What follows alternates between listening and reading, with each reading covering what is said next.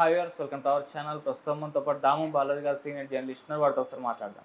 Sir నమస్కారం. నమస్తే sir, Shiv Sena MP Sanjay రావు సంచలన కామెంట్స్ అయితే చేశారు. పహల్గామ్ ఉగ్రదాడిలో పార్టిసిపేట్ చేసిన వాళ్ళు ఎవరైతే టెర్రరిస్టులు ఉన్నారో వాళ్ళంతా కూడా బీజేపీలో జాయిన్ అయ్యారని చెప్పేసి చేసిన కామెంట్స్ ఇప్పుడు హాట్ టాపిక్గా మారిపోయాయి. అసలు ఎందుకు ఈ కామెంట్స్ చేస్తారు? ఈ కామెంట్స్ని ఏ విధంగా చూడొచ్చు అంటారు? అసలు ఇప్పటి వరకు కూడా ఎందుకు ఈ టెర్రరిస్టులను పట్టుకోలేకపోతున్నారు ఇండియన్ గవర్నమెంట్ కావచ్చు, మిలిటరీ కావచ్చు? ఎందుకు సార్ దీనికి సంబంధించి? యాక్చువల్గా పహల్గామ్ అటాక్స్ని ప్రపంచవ్యాప్తంగా అందరూ ఖండించారు. ఇండియాలో కూడా ఆల్ పార్టీస్ ఖండించాయి. ఆ టెర్రరిస్టులను పట్టుకోవడానికి మన సెంట్రల్ గవర్నమెంట్ తీవ్రంగా ట్రై చేస్తుంది. అయితే ఇప్పుడు మోర్ దెన్ 1 month గడిచిపోయినా కూడా ఇప్పటి వరకు వాళ్ళ ఆచూకీలు కూడా ఎక్కడా తెలియలేదు. వాళ్ళ మీద చాలా తీవ్రంగా శ్రమించింది. మధ్యలో శ్రీలంకలో ఉన్నారు, శ్రీలంక ఎయిర్పోర్ట్లో వాళ్ళని పట్టుకునేసారని కూడా వార్తలు వచ్చాయి. కాశ్మీర్లో దొరికారని వార్తలు వచ్చాయి. ఫైనల్గా అయితే ఇప్పటివరకు వాళ్ళని పట్టుకోలేదు. అక్కడ మొత్తంగా మనకి 5 పేర్లు బయటకు వచ్చాయి ఇప్పటివరకు. ఒకటి Alibhai alias Taha, Asif Fauji alias Moosa, Suleman Shah alias Younus. వీళ్ళు ముగ్గురేమో పాకిస్తానీ వాళ్ళు కాకుండా అదిల్ హుస్సేన్ తోకర్ అండ్ ఆషాన్, వీళ్ళిద్దరూ ఇక్కడ కాశ్మీర్కి సంబంధించిన వాళ్ళు. వీళ్ళ వెనకాల సైఫుల్లా కసూరి అనేవాడు ఉన్నాడు, ఎల్ఏటి అంటే లష్కర్ ఎ తోయిబా. బట్ వీళ్ళు ఫస్ట్ అనౌన్స్ చేసి మళ్ళీ మేము కాదని చెప్పారు. టీఆర్ఎఫ్ అంటే the resistance forum front, the resistant front అనే ఒక సంస్థ క్లెయిమ్ చేసుకుంది. మళ్ళీ మేము చెప్పలేదని వాళ్ళు వెనక్కి వచ్చారు. ఏదేమైనా టీఆర్ఎఫ్ చేసిందనేది వాస్తవము. ఈ టీఆర్ఎఫ్ ఎవరంటే ఎల్ఈటి, లష్కర్ ఎ తోయిబా వాళ్ళ గ్రూపు. ఎందుకు ఇలా కవర్ ఆర్గనైజేషన్స్ అంటారు వీళ్ళని అంటే ముసుగు సంస్థలు ఎందుకు పెడతారంటే, లష్కర్ ఎ తోయిబాని గ్లోబల్ టెర్రరిస్ట్ ఆర్గనైజేషన్గా ఇటు యుఎన్ కానీ యుఎస్ కానీ డిక్లేర్ చేసి ఇండియాతో సహా. దానివల్ల ఏం చేస్తారంటే వాళ్ళు వేరే సంస్థల్ని ఫ్లోట్ చేసుకుంటూ వస్తారన్నమాట. ఇది మావోయిస్టులు కూడా ఈ పని చేస్తుంటారు. సో అలాగా టీఆర్ఎఫ్ సంబంధించిన ఈ తీవ్రవాదులు ఏప్రిల్ 22న పహల్గామ్లోని బైసరం మెడోస్లో అటాక్ చేసి ఈ ఆఫ్టర్నూను ఓన్లీ హిందువులను మాత్రమే టార్గెట్ చేసి చంపారు. అక్కడ వాళ్ళ మీద తిరుగుబాటు చేసిన ఒక ముస్లిం హార్స్ రైడర్ అతను మాత్రం చంపారు. సో మిగతా అంటే ఇద్దరిని తీసేస్తే, ఒక నేపాలీ ట్రావెలర్ 26 మందిలో ఇద్దరిని తీసేస్తే 24 మంది హిందూ మగవాళ్ళు. క్లియర్గా అంటే ప్లాన్డ్గా వాళ్ళు హిందూ మగవాళ్ళని టార్గెట్ చేసి చంపారు. స్త్రీలు వాళ్ళని ఏమన్నా అడిగినప్పుడు పోయి మోడీకి చెప్పుకోండి అని కూడా అన్నారు. అంటే క్లియర్గా ఒక అల్లకల్లోలం ఇండియాలో సృష్టించాలి, హిందూ ముస్లింల మధ్య గొడవలు సృష్టించాలి అన్న యాంగిల్ అయితే కనబడుతుంది. ఇక్కడ నుంచి ఏమైంది, పాకిస్తాన్ ఏమంటుంది, అసలు ఇది మేము చేయలేము, అది వాళ్ళే చేసుకున్నారు, హోమ్ గ్రౌండ్ టెర్రరిజం అని మునీర్ అన్నాడు. హోమ్ గ్రౌండ్ టెర్రరిజం అది మేము చేయలేదు. ఒకవేళ మేము చేసినట్టు మీ దగ్గర ఏమైనా ఆధారాలు ఉంటే ఇంటర్నేషనల్గా ఏ దేశం అయినా కూడా ఎంటర్ అయ్యి దీని మీద ఎంక్వైరీ చేయొచ్చు, మేము రెడీగా ఉన్నాం ఎంక్వైరీకి అని చెప్పాడు. కానీ మోడీ అవన్నీ కాకుండా దీనికి ప్రతీకారంగా ఆపరేషన్ సింధూర్ను మొదలుపెట్టారు. దాంతో వాళ్ళు కూడా ఆపరేషన్ ఐరన్ వాల్ని వాళ్ళు మొదలుపెట్టారు. యుద్ధం జరిగింది.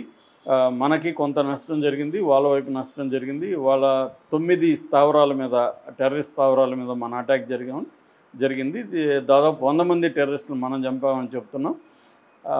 ఆ తర్వాత 11 ఎయిర్ బేస్ల మీద అటాక్ చేసాం, ఇంక్లూడింగ్ కిరాణా హిల్స్లో ఉన్న న్యూక్లియర్ ఫెసిలిటీ దగ్గర కూడా మన వాళ్ళు నూర్ఖాన్ ఎయిర్ బేస్ మీద కూడా అటాక్ చేశారు.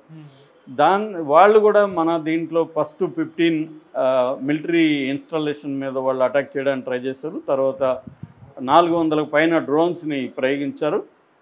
ఆ తర్వాత మన ఎయిర్ బేస్ని వాళ్ళు ధ్వంసం చేశామని వాళ్ళు కూడా ప్రకటించారు. అదంతా అబద్ధం అని మన వాళ్ళు చెప్తున్నారు.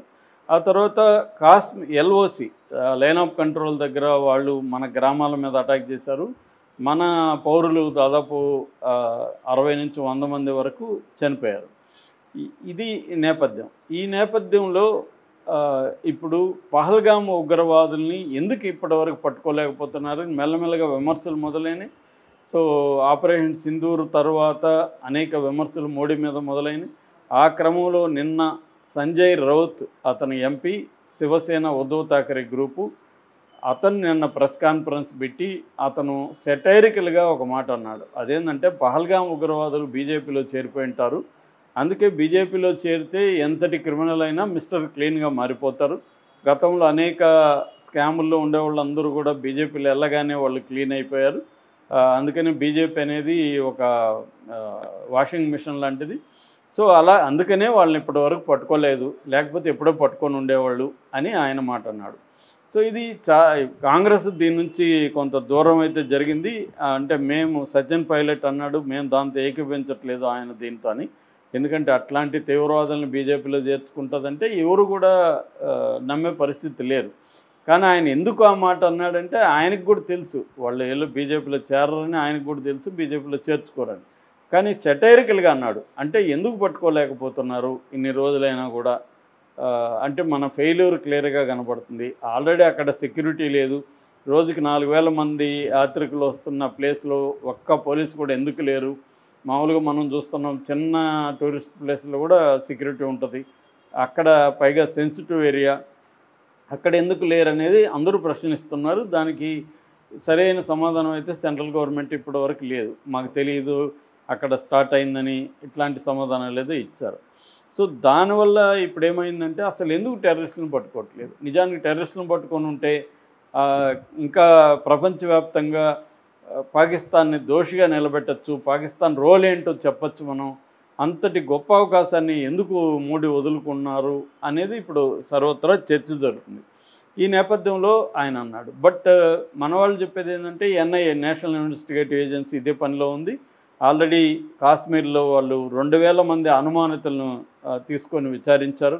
దాదాపు 63 రెసిడెన్షియల్ ఇండ్ల మీద, అంటే టెర్రరిస్టులుగా అనుమానిత వ్యక్తుల ఇండ్ల మీద దాడులు చేశారు. కొన్ని దీంట్లో పాల్గొన్న ఆదిల్ హుస్సేన్ తోకర్ లాంటి వాళ్ళ టెర్రరిస్టుల ఇండ్లను ధ్వంసం చేశారు.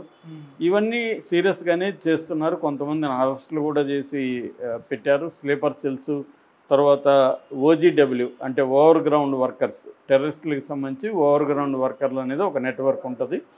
అలాంటి వాళ్ళని కూడా చాలామందిని అరెస్ట్ చేశారు. సో సీరియస్గా అయితే ట్రై చేస్తున్నారు, దొరకలేదని మన వాళ్ళు చెప్తున్నారు. సీరియస్గా ట్రై చేస్తే దొరకపోవడం ఏంది? అంత ఎక్కడ దాక్కుంటారు వాళ్ళు? అంత ఫెయిల్యూరా మనకి?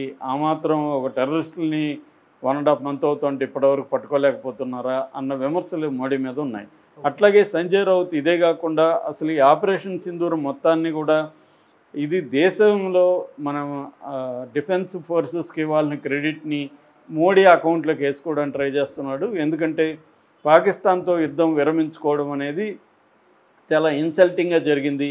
మనము పాకిస్తాన్ కలిసి నిర్ణయించుకొని యుద్ధాన్ని విరమించుకోవాలి. కానీ ట్రంప్ వచ్చి మధ్యలో నేను బెదిరించాను వాళ్ళకి ట్రేడ్ ఆపేస్తానన్నాను, దాంతో భయపడి ఇద్దరు సంధి చేసుకున్నారు అని చెప్తే మోడీ పరుగు పోయింది. మోడీ ఇండియాని తీసుకెళ్ళి ట్రంప్ కాళ్ళ దగ్గర తాకట్టు పెట్టాడని విమర్శలు రావడంతో మోడీ ఏం చేస్తున్నాడంటే దీన్ని ఉపయోగించుకొని యుద్ధం, ఇండియాకి పాకిస్తాన్కి యుద్ధం అంతం కాలేదు ఇంకా ఉందని చెప్పడానికి రకరకాల వేషాలు వేస్తూ డ్రిల్స్ చేయడం, మన టీముల్ని విదేశాలకు పంపించడం,